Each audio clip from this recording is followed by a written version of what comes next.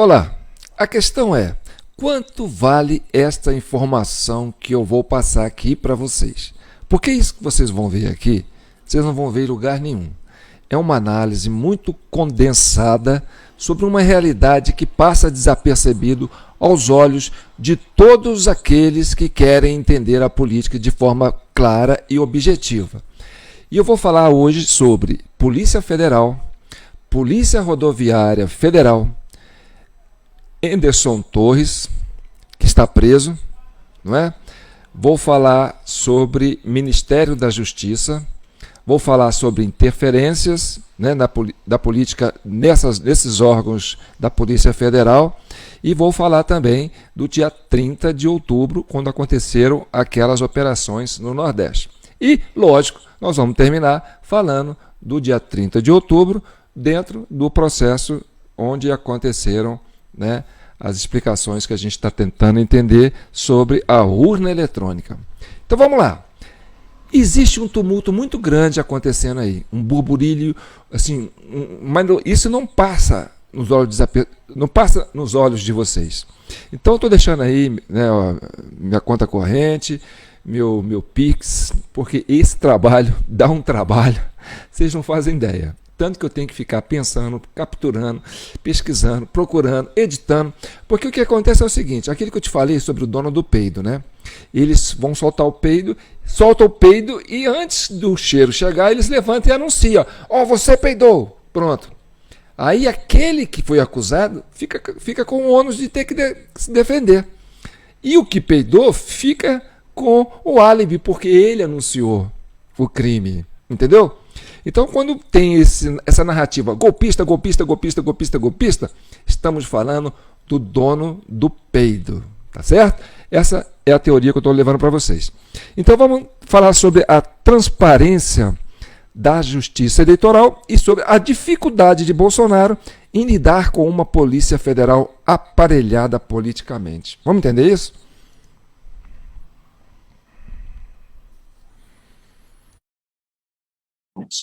Do lado da Polícia Federal, o Bolsonaro tentou de diversas maneiras aparelhar a Polícia Federal. O Moro falou isso com todas as letras, como o Sakamoto lembrou, chegou até a sair do governo por conta disso. Ele falou que o Moro tentou aparelhar, porque essa aí é a turma da mídia do UOL, tá certo? Quer dizer, o Bolsonaro tentou aparelhar e que o Moro saiu por causa disso. Na verdade, o que o Bolsonaro tentou fazer é evitar essa interferência política que existe na Polícia Federal para prejudicar o seu governo. Vamos continuar a narração, entendeu? Porque os donos do peido, eles peidam, entendeu? E anuncia quem que é o cara que peidou. É muito, muito prático isso, né? Então vamos lá.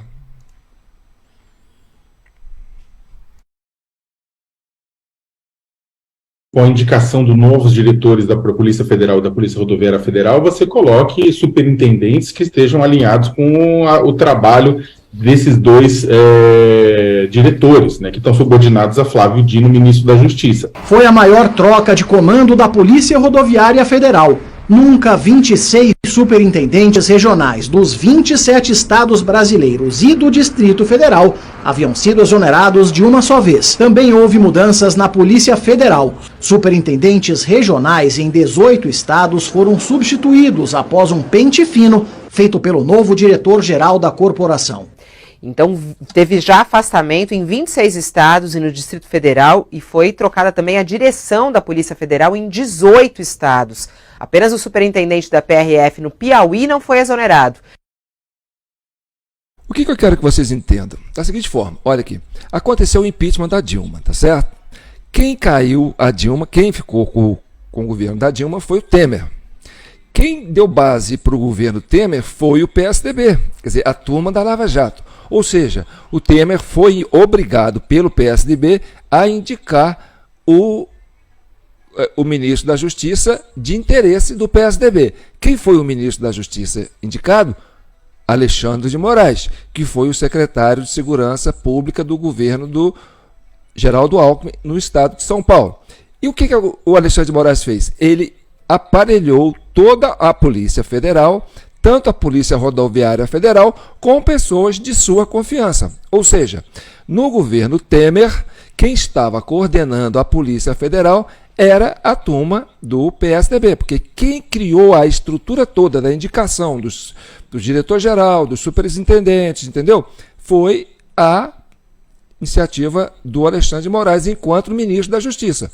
Então, ou seja, quando o Bolsonaro herdou o governo em 2018, ele convocou quem para ser seu ministro da Justiça? O Sérgio Moro. O Sérgio Moro era do núcleo da Lava Jato, tá certo? A Lava Jato tinha ligação com o PSDB. Ou seja, ele deixou, o Moro falou, não vou mexer na estrutura da Polícia Federal, porque a Polícia Federal, né, continua sendo sobre a coordenação do Alexandre de Moraes. Vamos lá, vamos avançando, devagarinho.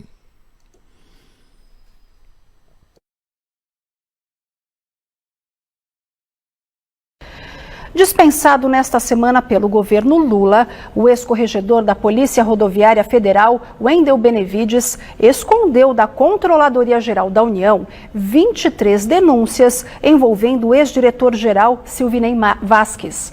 Este corregedor, agora ex-corregedor, Wendel Benevides Matos, deveria ter comunicado à Controladoria Geral da União sobre 23 denúncias envolvendo o então diretor-geral da PRF, Polícia Rodoviária Federal, Silvinei Vasquez. Mas ele não fez isso, portanto, escondendo estas denúncias. E esse corregedor tinha que ter tomado alguma medida, tinha que ter levantado alguma coisa sobre isso. Nada levantou. Então, eu acho que é mais do que razoável que ele vá embora, né?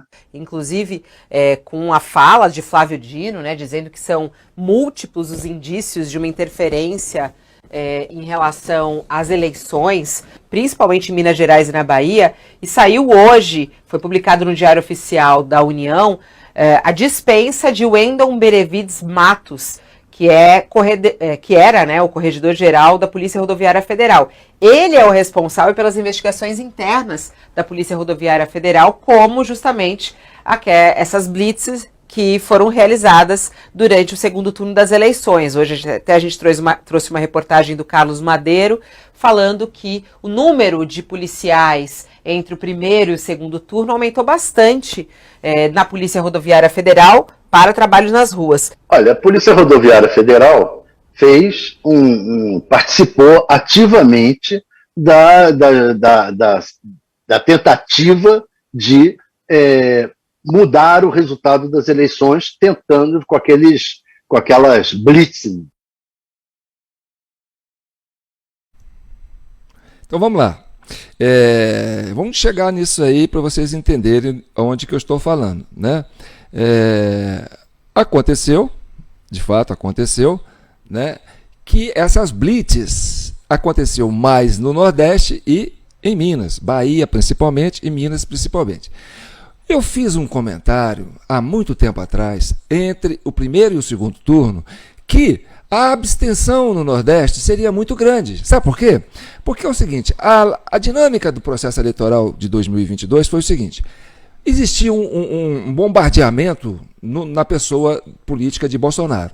Então, era aquele trabalho para destruir a imagem do Bolsonaro. Isso foi constante durante 4 anos por essa mídia corporativa, certo? E o que aconteceu?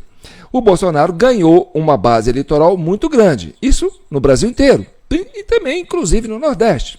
Acontece que quem não queria votar no Bolsonaro, por causa do Bolsonaro, né, ter sido vitimado, virado esse monstro midiático, né, pela mídia progressista, queria votar contra o Bolsonaro. Então, eles foram no primeiro turno para votar nos deputados federais, estaduais, governador, senador, e aproveitaram para votar contra o Bolsonaro. Só que votar contra o Bolsonaro não é uma motivação muito grande do que votar a favor do Bolsonaro. Quem foi votar a favor do Bolsonaro é para defender o Bolsonaro dessa mídia corporativa que tentou destruir o tempo todo. Então, o eleitor do Bolsonaro, ele era mais cativo, ele era mais empolgado, ele era mais resistente, ele era mais determinado. Tanto que o Bolsonaro teve uma votação no primeiro turno e ele aumentou a votação dele no segundo turno. Agora, preste atenção. Quando aconteceram essas blitzes lá no Nordeste, isso alterou um pouco o processo de votação lá dentro. Por quê? Porque no segundo turno, o eleitor nordestino, que não quer votar no Bolsonaro, mas também não tinha grande interesse, grande empolgação em votar no Lula. Se ele fosse lá só para votar nesses dois, muitos deles falaram assim, não, eu vou para a praia. Então, a tendência de uma abstenção no Nordeste era muito grande. Isso estava sendo desenhado, já, sabe? Eu já tinha anunciado isso, e isso já foi detectado pelos institutos de pesquisa da época, que o Nordeste, entendeu, ia ter uma votação muito expressiva para Bolsonaro e quase nenhuma votação para o Lula. Por quê? Porque o eleitor que ia votar no Lula, ele ia desanimado, ele não ia lá só para votar no Lula. Ele ia para votar contra o Bolsonaro, entendeu? E esse estímulo não era tão empolgante. Então eles preferiram talvez nem ir. Então, realmente, no segundo turno, no Nordeste, ia acontecer uma abstenção muito, muito, muito maior do que a que aconteceu no primeiro turno. Vamos continuar entendendo aí, vamos trabalhar aí para vocês verem onde que nós estamos. A narrativa criminosa do jornalista da CNN, né, anunciando que tem um ônibus cheio de eleitores do Lula. Olha só, o dono do peido botando a culpa no outro. Como é que ele vai falar que tem um ônibus cheio de eleitor do Lula? Ele pegou o pessoal, parou o ônibus e ficou lá na porta. Você vai votar em quem? Em Lula? Então entra. Você vai votar em quem? Em Lula? Então entra. Você vai votar em quem? Em Bolsonaro? Então você não vem. Quer dizer, olha só, que absurdo que eles chegam. Vamos ver essa fala.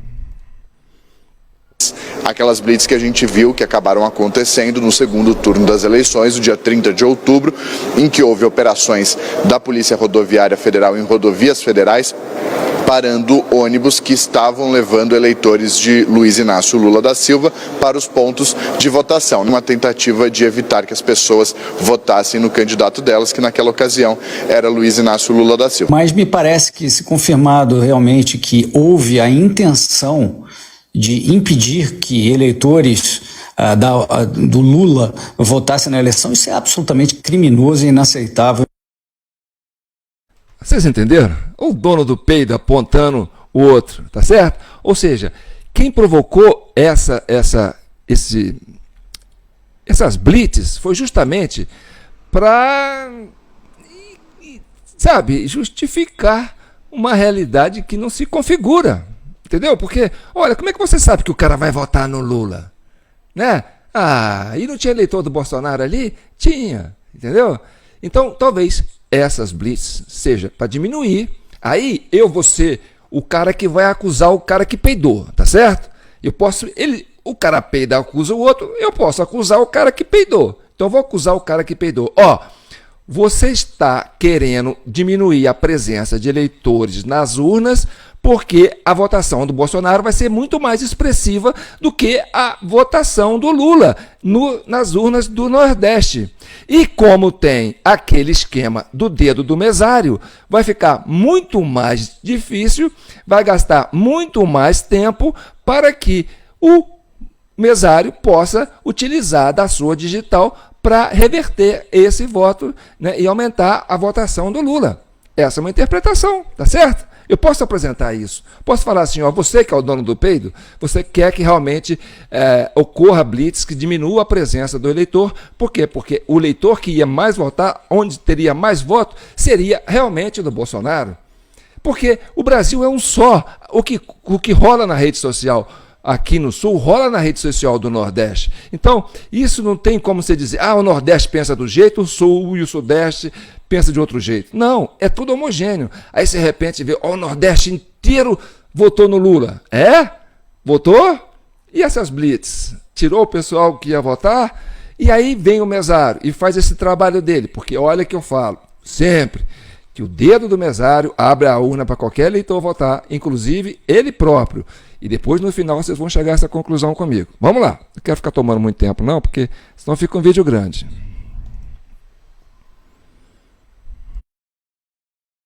Aliás, o levantamento desses locais foi feito no Ministério da Justiça, pela inteligência do Ministério da Justiça, sob o comando do Anderson Torres. E isso também tem a ver com Anderson Torres, que está preso até agora.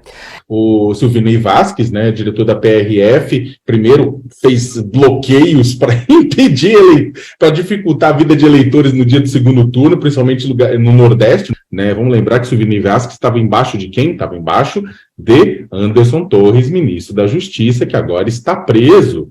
O governo Lula, a nova direção da Polícia Rodoviária Federal, decidiu por exonerar este servidor, né, o Wendel Benevides Matos, do cargo de corregedor, portanto, da Polícia Rodoviária Federal. E ele foi exonerado, então, já na direção que precedeu Silvinei Vasquez, que a gente lembra, foi envolvido, né, se envolveu, na verdade, no caso de blitzes que foram realizadas no segundo turno das eleições, principalmente em regiões do Nordeste. Isso foi muito criticado porque atrapalhou, dificultou muito que eleitores votassem, então isso foi configurado como uma ação política. Então Silvinei Vasquez, que já foi nome importante da Polícia Rodoviária Federal, também já se envolveu nesse outro caso. Há, de fato, indícios de uma interferência na Polícia Rodoviária Federal em relação ao pleito eleitoral. Fruto disso foi, inclusive, a mudança que a gente teve em quase todo o comando da Polícia Rodoviária Federal por novos comandantes já nesse início do governo Lula. Vamos em frente. A Polícia Federal investiga uma viagem do ex-ministro da Justiça do governo Bolsonaro, Anderson Torres, à Bahia, pouco antes do segundo turno das eleições. Foi tomada essa decisão de viajar com base em um relatório do setor de inteligência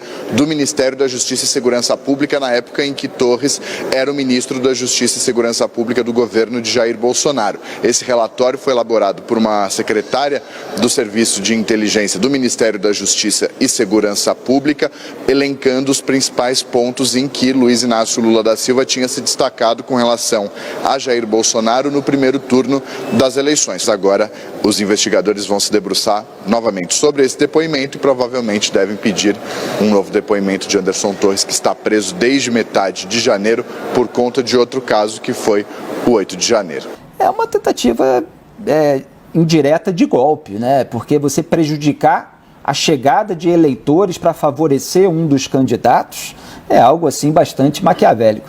E a Bahia é um caso muito emblemático. O que na Bahia é quase que irrelevante, porque o Lula teve mais de 70% dos votos. A questão do Anderson Torres é a seguinte: até vir à tona esses casos, estava se criando uma expectativa dentro da Procuradoria-Geral da República e também do Supremo Tribunal Federal, que a prisão dele estava ficando meio insustentável. O Alexandre de Moraes, ministro do STF, eu me lembro que às 2h ele fez um pronunciamento. Tinha gente que esperava que ele postergasse o período de votação para que as pessoas chegassem para votar. E o ministro Alexandre não quis fazer isso. A gente tinha acompanhado essas blitzes no dia da eleição, no dia do segundo turno, localizadas em lugares onde se sabia, tanto por pesquisas quanto pelos próprios resultados do primeiro turno, que o Lula tinha muito mais voto. A gente tem muitas críticas, e muitas críticas às vezes justas são feitas ao Alexandre de Moraes, Felipe, mas uma coisa é certa: e ao não permitir que aquele discurso de postergar horário fosse para frente, que se aquilo fosse para frente no dia, aumentando o horário da votação, mas iam judicializar, iam criar problema, estava armada a possibilidade de um golpe ali, ou de uma negação das urnas. Então vocês vão ver uma coisa, que o Anderson Torres não está preso por causa do 8 de janeiro. Você viu ali que não sustenta, não tem uma acusação que sustenta ele estar preso ali por causa de 8 de janeiro. Ele está preso porque ele estava chegando perto desse problema do dedo do mesário. Entendeu? E quando ele fala, olha, eu fui na Bahia, fui no Nordeste, eu fui sondar para ver o que aconteceu no primeiro turno. O que aconteceu no primeiro turno, no segundo turno? As urnas do Nordeste foram as últimas a fecharem, foram os últimos a entregarem. Eu mandei isso nos últimos comentários que eu falei. Então tinha gente votando depois das 17 horas ali, ó, tinha gente votando até 11 horas na Bahia, tá certo? Então, vamos lá para vocês entenderem o que aconteceu. Então, a bronca ali de manter o Anderson Torres preso não tem nada a ver com o 8 de janeiro. Tem a ver que ele está perto de resolver o problema do golpe que foi dado nas urnas eletrônicas nas eleições de 2022, e o dono do peido está morrendo de medo da gente descobrir quem que peidou, tá certo? Vamos lá.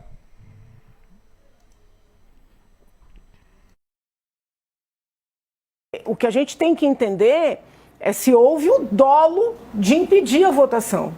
Os muitos ministros que passaram pelo governo Bolsonaro, dentre os muitos ministros, havia bolsonaristas rasgados. Eu nunca vi o Anderson Torres como um bolsonarista. Nunca vi uma pessoa quieta, discreta, não participava de nada, não falava nada. Parecia mesmo um quadro técnico, né, oriundo ali da Polícia Federal. E, de repente, o cidadão vira o pivô. Então, eu fico muito, assim, curiosa com essa história toda. Porque não era um ministro bolsonarista, um entusiasta rasgado. Me pareceu mais um quadro técnico, tanto é que entrou num segundo momento no governo. E, de repente, ele vira o artífice do suposto golpe, né? Então, acho que isso tem que ser investigado, sim. Vocês estão chegando aonde eu quero chegar? Por isso que eu falo para vocês, eu estou aqui fazendo essa informação, vocês não vão ver isso em lugar nenhum, tá certo? Ah, o Anderson preso, o Anderson Torres está preso porque ele facilitou lá. Tem nada a ver do Anderson Torres com o dia 8 de janeiro.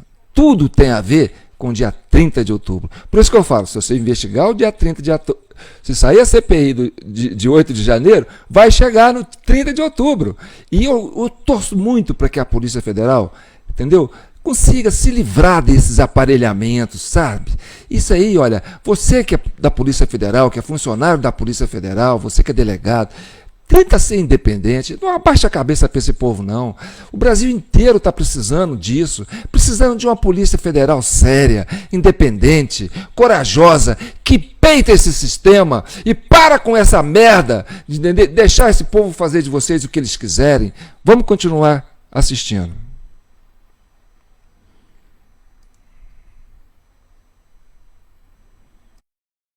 O prejuízo que causou aos eleitores, eventualmente, foi o atraso.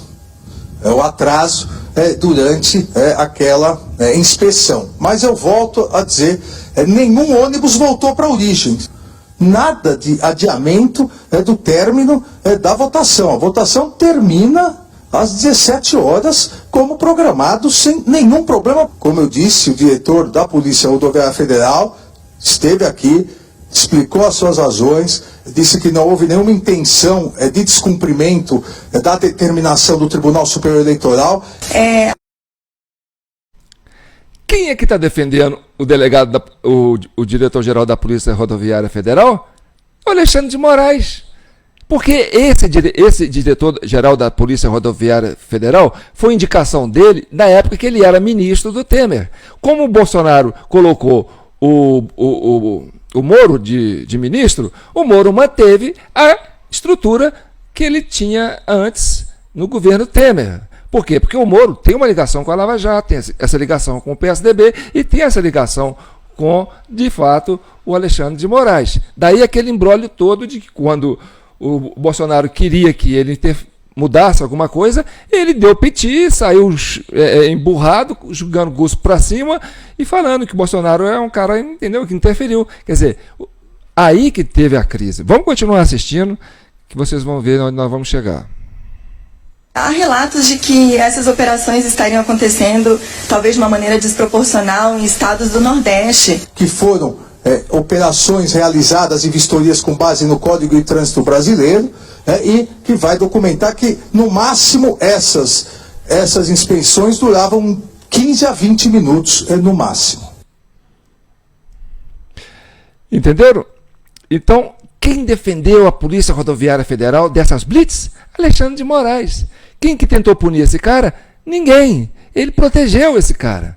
Quem derrubou esse cara depois foi umas notícias que a gente vazou por aqui, falando justamente sobre essas blitz no Nordeste, que desgastou e expôs esse delegado da Polícia Rodoviária Federal e ele foi afastado. Só que, como o PSDB, né, através do vice Esqueci, ele está tão apagado que a gente nem lembra o nome dele. Alckmin, Geraldo Alckmin, né? Essa turma tentou indicar um outro nome para a Polícia Rodoviária Federal. E aí isso foi cair no colo do Dino. O Dino caiu. Pô, esse nome caiu da onde? Vamos continuar assistindo.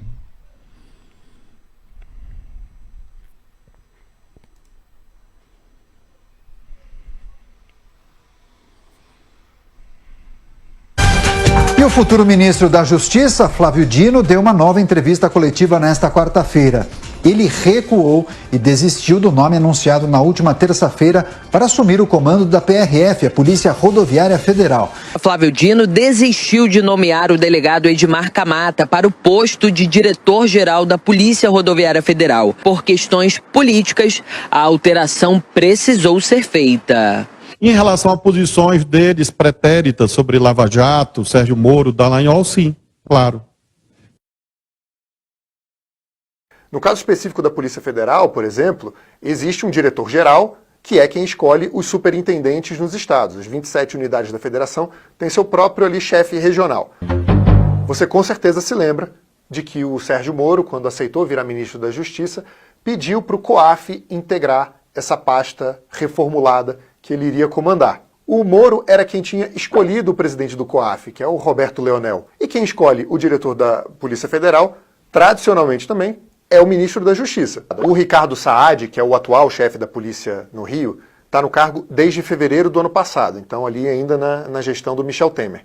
O Maurício Valeixo, que é o diretor da PF no governo Bolsonaro, né, escolhido pelo Sérgio Moro, manteve ele no cargo, disse para ele ficar. Se a gente voltar ainda um pouquinho menos no tempo, no ano passado, no ano retrasado, o presidente Michel Temer foi alvo de investigações lá em São Paulo, feitas pela Polícia Federal. E ele teve que trocar esse diretor-geral, botar uma pessoa mais independente no órgão.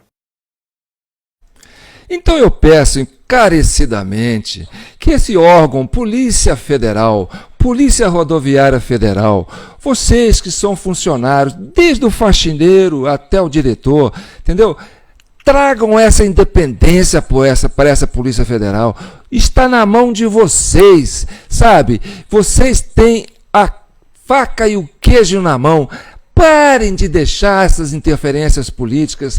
Dê o grito, certo? Tá bom, Bolsonaro teve lá aquele movimento dele. Ah, o Temer teve aquele movimento dele. Ah, o Alexandre de Moraes tem um braço grosso dentro da Polícia Federal. Gente, vocês têm que resolver isso aí. A Polícia Federal, ela é do Brasil, não é do PSDB. E também não é do PT, que trocou todo mundo e colocou o pessoal dele lá.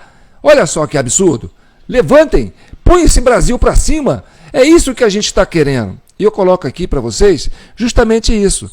Quando eles fizeram aquelas blitz lá, a Polícia Rodoviária Federal, a lógica que eu tenho é essa, é para diminuir o número de votos de Bolsonaro para que o dedo do mesário possa complementar, porque senão tinha que ficar até as 4 horas da manhã para votar no Lula, para poder ultrapassar os votos do Bolsonaro. Essa é uma leitura clara que eu trouxe isso entre o primeiro e o segundo turno. E a prisão do Anderson Torres está sendo mantida ainda sem nenhuma culpa. Por quê? Porque ele achou esse problema. E aí vem os logs das urnas que foram publicados, que a gente trouxe aqui, que mostra que depois das 17 horas houve 4 milhões de votos. E aí tem esse embrolho todo. Você está entendendo? Agora vamos terminar, né, com os nossos ministros do STF, que está apertadinho, porque a lógica está chegando. E o dono do peido está sendo identificado. Vamos lá. Peraí. Somos uma das maiores democracias do mundo em termos de voto popular, estando entre as 4 maiores democracias do mundo. Mas somos a única democracia do mundo que apura e divulga os resultados eleitorais no mesmo dia, com agilidade, segurança. O senhor vai deixar o código-fonte ser exposto? O Brasil precisa dessa resposta, ministro. Todo respeito. Por favor, Barroso, responde pra gente. Perdeu, mané, numa mola. É sério. Mas somos a única democracia do mundo que divulga os resultados eleitorais no mesmo dia, com absoluta transparência, com a segurança, competência da Justiça Eleitoral. Por que quem não tem a biometria precisava botar lá 4 vezes? Não tem explicação? Ou tem? Não tem explicação. Pra fazer o quê? Somos uma das 4 maiores democracias do mundo, porém a única que apura e divulga os resultados eleitorais no mesmo dia, com agilidade, segurança, competência e transparência, graças à tecnologia avançada, confiável, segura e auditável de nossas urnas eletrônicas. O que os mesários informaram é o seguinte: mesmo não tendo feito a biometria, você tem que fazer 4 tentativas de colocar ali os seus dedos. Faz com um, faz com o outro, faz com o outro, faz com o outro. A lógica, né? Não funcionou. Isso. O presidente da mesa autoriza você a votar. Eu não canso de dizer, e não poderia deixar aqui de repetir, nós somos a 4ª democracia do mundo em número de eleitores. Só que nós somos a única democracia do mundo que exatamente 2 horas e 58 minutos após o término das eleições proclama o resultado do presidente e vice-presidente da República. Não existe isso no mundo.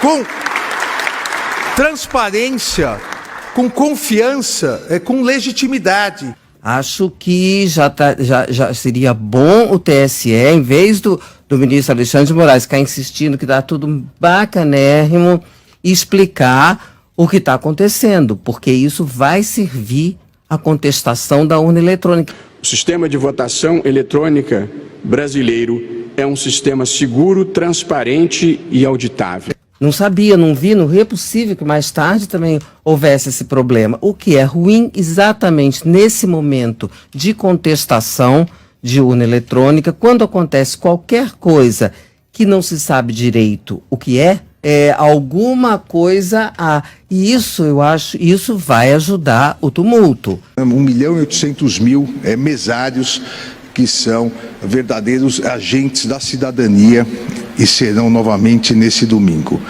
Eu vi pessoas falando em deve ter algum tipo de maracutaia. É isso, quando a pessoa não tem o acesso à informação, ela pensa o pior. E não é no pior momento possível.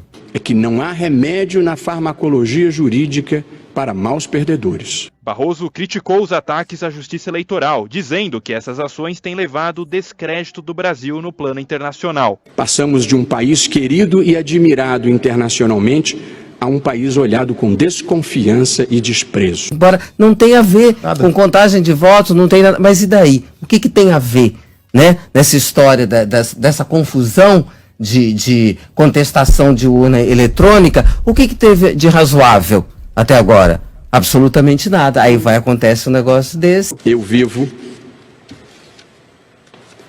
com a alegria de um adolescente, mas com a seriedade de quem sabe que a história não é o que acontece, a história é o que a gente faz. Eu não terei nenhum problema se tiver que fazer uma chapa com o Alckmin para ganhar as eleições para governar esse país. Em quase 50 anos de vida pública, eu nunca tinha visto um uso e abuso da máquina pública como ocorreu nessa última eleição. O que podia, o que não podia ser feito, foi feito para ganhar a eleição. É esse movimento que vai dar um golpe no Bolsonaro, é um golpe na urna. E esse negócio dele ficar bravo, dizer que não sabe se vai entregar, que não sabe se vai aceitar, que vai ter Capitólio, não. Ele calminho, pode até sair pela porta do fundo como Figueiredo, mas quem ganhar vai tomar posse e vai presidir esse país. Porque na hora que apareceu essas coisas na imprensa, até quando vazou, vários grupos que estão estudando esse assunto começaram a nos procurar, dizer, também achei isso, também achei aquilo. E eles, de fato, acham coisas interessantes, porque agora tem transparência, que foi o avanço do TSE, o log está publicado, qualquer pessoa vai lá, baixa o log. O negócio do log tem o documento. Então não tem dúvida, está errado. Não é minha opinião, é sua, está no seu documento. Eu só estou mostrando para você que o arquivo está diferente do que vocês disseram que tinha que ser. Outro ponto direto, urnas eletrônicas. Desde 96 a gente não observou que o mesário autoriza qualquer pessoa a votar. Existem vários casos de registro, são 472 mil sessões. A gente tem casos de votações e sequências em menos de 10, 20 segundos. É claro que você cria facilidades para mesários há 20 anos nas mesmas sessões. Eles já sabem quem vai, quantos brasileiros chegaram para votar e já tinham votado por eles. Se houver 5 erros em cada sessão, já são 2 milhões de votos. Corromper oficiais eleitorais. Nós temos uma urna que o erro começa na largada. A gente sabe quantas vezes a gente foi votar, a nossa impressão digital não funcionou e o mesário digita qualquer código e autoriza. Agora eu vou trabalhar como advogado do diabo. Você pode ser um mesário, eu um mesário. 15 segundos. Uma outra pessoa fica lá no caixa entre 4h30 e 5 horas. É o mesmo mesário há 20 anos. Ele sabe quem não vai votar. O cara faz 50, 60, 70 votos. Existe uma urna, não tem o número de série, mas tem o código de carga. Então, esse log e essa urna estão associados. Beleza. O log continua errado. Que explicações deram para ter um log errado ali? Tipo, de onde surgiu esse número? Eles não explicaram. Entendi. Eles só... Não, isso não explicaram. Eles disse, não, você está dizendo que esse número está errado e isso não é problema. Eu disse, claro que é problema. Para mim é muito simples. Vocês fazem um documento dizendo que o número deve ser feito desse jeito e no log está de outro jeito. Isso para mim é um erro. Por que o cara não diz, não, de fato, vocês pegaram um erro, vocês têm razão, vamos sentar junto e vamos conversar. Para mim essa seria uma reação madura. Sim. Mas isso não aconteceu. Nas urnas, onde houve votos após as 17 horas. O que poderia ser, claro, mas com uma particularidade, que muitas urnas, os votos após 17 horas ultrapassam os 50% do total de votos. Registraram votos até as 23 horas. Essas urnas, milhares delas, também registram, segundo logs públicos das próprias urnas, uma diferença entre 6 e 10 segundos entre cada votação. Cada voto entre 6 e 10 segundos. É muita ingenuidade o nosso sistema eleitoral. A gente tem que ser técnico, a gente tem que ser meio japonês nesse ponto. A gente tem que ir no erro. Pá! Vamos parar de lamentar. Vamos pegar o nosso Al Capone. A gente tem que parar de lamentar. Vamos pegar o nosso Al Capone. Gente, quanto que vale essa informação? Estou mandando um pix aí para vocês. Se vocês quiserem continuar recebendo informações de qualidade, vocês têm que me ajudar, porque olha, isso dá um trabalho danado, tá certo? Tá aí o nome do meu pix, tá aí o nome da minha conta corrente, minha conta poupança, vocês podem escolher, tá certo? Eu quero sentir que eu não estou sozinho. Eu preciso entender que o Brasil tem gente com vontade de mudar essa realidade, tá certo? Não estou fazendo isso aqui em defesa do Bolsonaro, em defesa do Lula, em defesa da Lava Jato, em defesa do Alckmin, em defesa de quem quer que seja. Eu estou fazendo esse comentário, trazendo isso para vocês, para a gente resolver o problema do Brasil. Houve sim esse escândalo na urna eletrônica, e esse negócio aí, essas trocas de Polícia Federal, troca aqui, troca ali, é o que eu chamo de cerca Lourenço, entendeu? O governo que está aí, junto com o Alckmin, junto com o Lula, estão tentando cercar de tudo quanto é jeito essas denúncias que vieram à tona e que mostraram essa questão do dono do peido, entendeu? Eu não vou falar mais fraude não, vou falar o dono do peido, tá certo? E mesmo que o Lula tenha negociado com o Alckmin e falou assim, olha, eu ganho, fica um pouco, depois você fica um pouco, fica o resto. Não, fechou, tá bom. Mas o que acontece? Tem que legitimar isso aí. E para legitimar isso aí, tem que responder essas questões que estão sendo colocadas aí por esse rapaz que é do Instituto Voto Legal. Então, quando não tem essa resposta, não tem transparência, fica esse caos. E aí eles fazem aquele 8 de janeiro, faz essa bagunça toda e eu vou ficando por aqui. Tá certo? Boa Páscoa para vocês. Hoje é sábado de aleluia. Um grande abraço para vocês e que Deus continue abençoando todos vocês, todas as famílias e que a Páscoa seja um renascer, tá certo? E que o manto de Nossa Senhora cubram todos vocês. Não esqueça do meu Pix.